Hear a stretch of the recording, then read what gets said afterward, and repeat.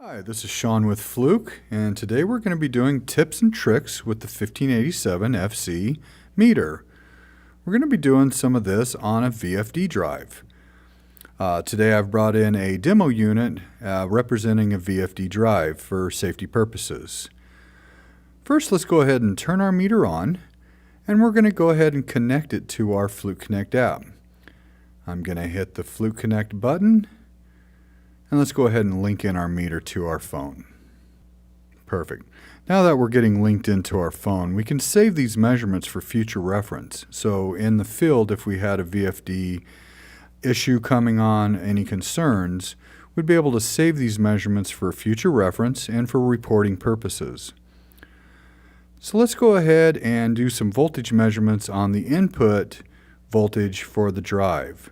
I'm going to go ahead and turn my meter over to volts and confirm it's there.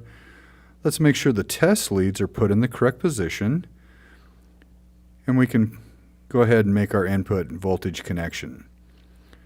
As you can see, the input voltage going into our VFD is 121 volts. We're going to go ahead and save this measurement into our Fluke Connect app. So now that we've made that measurement and saved it, let's go ahead and check the voltage of the output of our VFD. In this case, we're going to go from L1 to L2. As you can see here, the output of the voltage that we're reading, 251.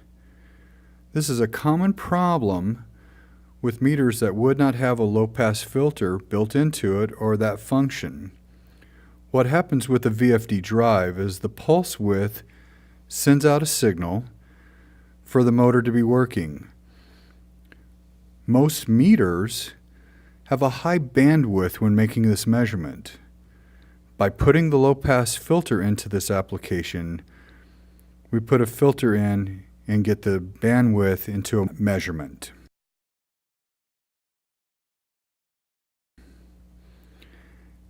Going to go ahead and save this measurement. As you can see, we've got now 232 volts. We're going to go ahead and save this from L1 to L2. Hopefully this helps out in the field. Thank you for watching and have a great day.